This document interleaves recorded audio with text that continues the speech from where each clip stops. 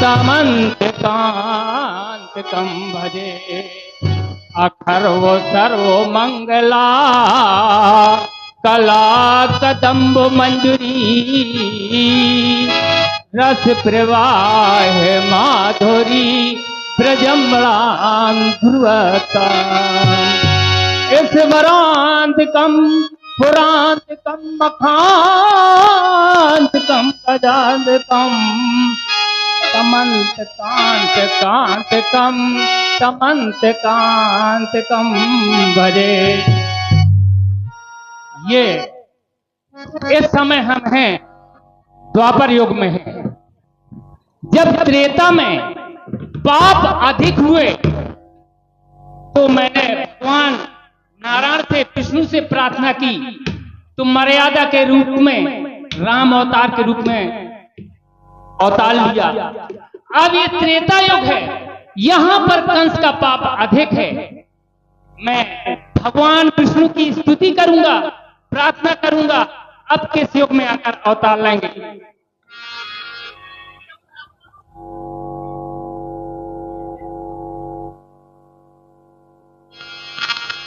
दया निधो अब तो लो अवतार।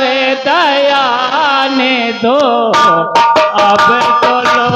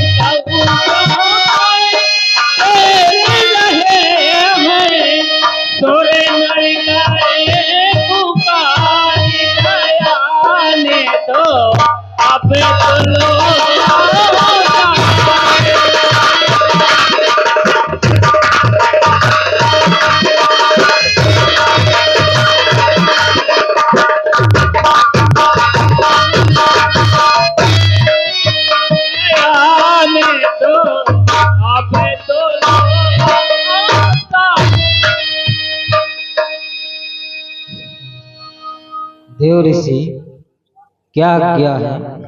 वाह, भक्त व्याकुल हो रहे हैं और भक्त वत्सल बड़ी शांति के साथ पूछते हैं क्या आज्ञा है। स्वार्थ, अन्याय, स्वेच्छाचार इस समय हमारा गला घोंट रहे हैं और हमारे शांत स्वरूप बड़ी शांति के साथ पूछते हैं क्या आज्ञा है। महाराज, कंस के अत्याचारों को क्या आप जानते नहीं? उस दुराचारी के दुराचारों को क्या आप पहचानते नहीं?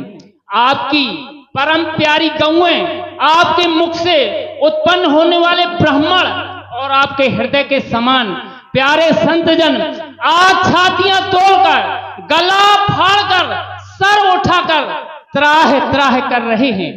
क्या उनकी करुणा भरी पुकारें अभी तक आपके कानों तक नहीं पहुंची? सच्चिदानंद, या तो अपने इस प्यारे भारतवर्ष को इस महान कष्ट से उबारिए, नहीं तो सदैव के लिए क्षीर सागर में डुबो दीजिए। जगत में जन्नत नई आपत्ति नैया सहते हैं, अरे जबानें खींच ली जाती अगर कुछ मुख से कहते हैं। छुरी गर्दन पर रहती है, कुल्हाड़े सर पर रहते हैं, जहां पर दूध बहता था वहां अब रक्त बहते। उठे वो चक्र वाला हाथ, असुर चक्कर में आए, ये न हो कि कहीं धर्म के खंभे गिर जाएं या हिल जाएं। शांत महर्षि वर शांत, मेरे प्यारे नारद शांत। पापी का पाप उस प्रबल वायु के समान होता है जो किसी विशेष यंत्र में भरी जाती है। ज्यों ज्यों वह वायु भरती जाती है, त्यों त्यों वह यंत्र फूलता जाता है।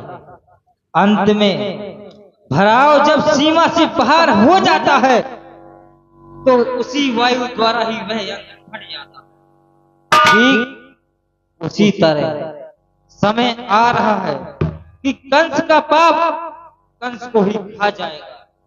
फिर भूमंडल ही क्या, सारा त्रिलोक मंडल शांति में हो जाएगा।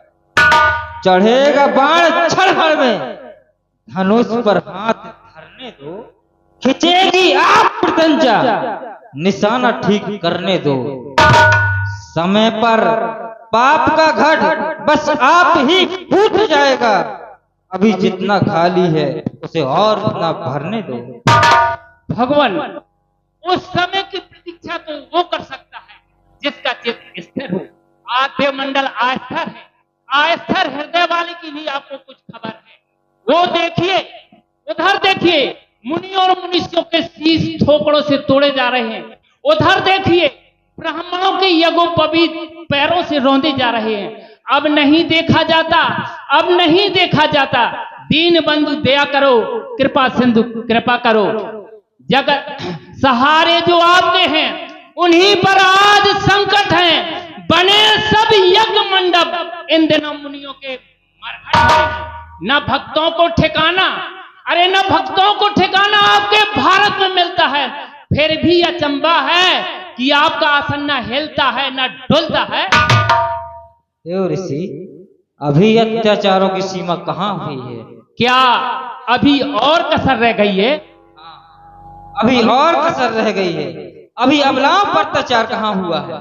तो क्या अबलाओं पर भी अत्याचार इन आंखों से देखना पड़ेगा? हाँ, देखना पड़ेगा। जब अबलाओं पर अत्याचार ये आंखें देखेंगी, उसी समय मेरा आसन भी हिलता हुआ देखोगे। उस समय मैं आऊंगा, अकेला ही नहीं अपनी सब शक्तियों के साथ आऊंगा और अपनी भूमि का भार मिटाऊंगा। कब आइएगा? कब नहीं जानते तो सुनो कब। जब कंस की बहन महारानी देवकी का विवाह हो जाएगा, उस समय कंस वर वधू को रथ में बिठाकर थोड़ी दूर पहुंचाने के लिए जाएगा। उसी समय एक आकाशवाणी होगी कि महारानी देवकी का 8वां पुत्र कंस का वध करेगा और संसार में शांति फैलाएगा। इससे प्रयोजन? इस प्रयोजन अभी तक नहीं समझे देव ऋषि। इस रीत से असुर को मैं अपने आगमन की सूचना दूंगा और इस पर भी उसने अपनी असुरता का त्याग नहीं किया तो फिर समझ रहे हो क्या होगा? क्या होगा भगवान, क्या होगा? होगा यही कि वो असुर उस अबला को कष्ट देगा, उसको मार डालना चाहेगा। उसी समय मेरे क्षीर सागर की लहरों में ज्वार भाटा आएगा और पाप के बोझ से दबी हुई पृथ्वी का एक एक कण मेरा चक्र सुदर्शन बन जाएगा। बस फिर क्रमशः शक्तियां अवतीर्ण हो जाएंगी और 8वें पुत्र के रूप में मैं स्वयं 16 कले का अवतारी कहलाकर आऊंगा और संसार में शांति फैलाऊंगा। महाराज, ये 16 कले की बात समझ में नहीं आई। इसका यह अर्थ है देव ऋषि कि सारे संसार में मेरी ही कलाएं हैं। वृक्षों में एक कला, स्वद से उत्पन्न होने वाली सृष्टि में 2 कलाएं, अन्नजों में 3 कलाएं और पशुओं में 4 कलाएं और 5 कलाओं से लेकर के 8 कलाओं तक मैं मनुष्य में रहता हूँ। और 8 कलाओं से आगे जब किसी की सृष्टि होती है तो वह अवतार कोटि में समझी जाती है। तुम्हें स्मरण होगा कि मेरा राम अवतार 16 कला का हुआ था, 12 कला का हुआ था, परंतु यह कृष्ण अवतार 16 कला का होगा। यह क्यों भगवान? यह यूं कि राम अवतार की अपेक्षा इस संसार में पाप अधिक है। तब केवल रावण ही था, अब कंस ही नहीं, शिशुपाल जैसे अनेकों असुरों का दल पृथ्वी को धर्म से रहित कर रहा है। धन शंका निवृत्त हुई। इन आशा भरे शब्दों को सुनकर हृदय में शांत हुई। अब हमारा कर्तव्य उस समय की प्रतीक्षा करना और आपका काम ठीक समय पर अवतार लेना और संसार का उद्धार करना। हमें जो प्यार करते हैं हमारे भी वे प्यारे हैं, सदा हम उनसे हारे हैं जो हमारे सहारे हैं। हमारे हो, तुम्हारे हैं, तुम्हारे हैं, तुम्हारे हैं।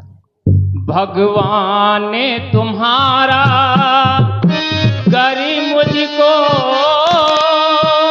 एक दिन भी नजारा हो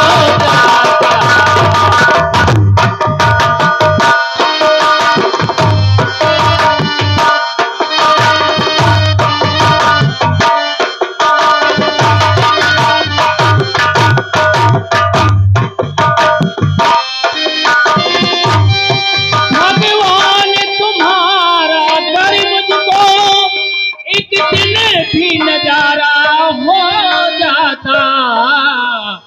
तो भाग्य हमारे खुल जाते, जीवन का सहारा हो जाता।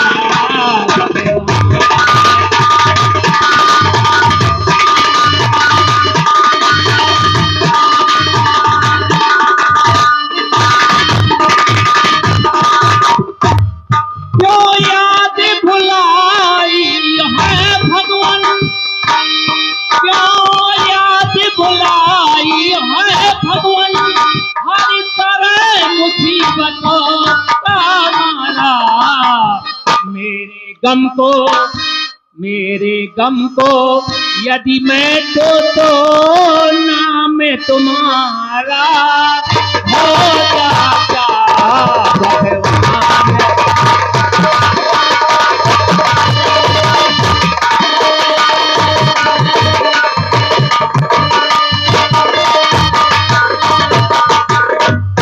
हेलो,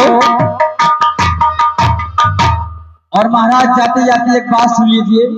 कृपया 10 रुपए नवयुवक समिति दे रही है, कृपया वेद ऋषि का कोटा सिलवा दीजिए। धन्यवाद।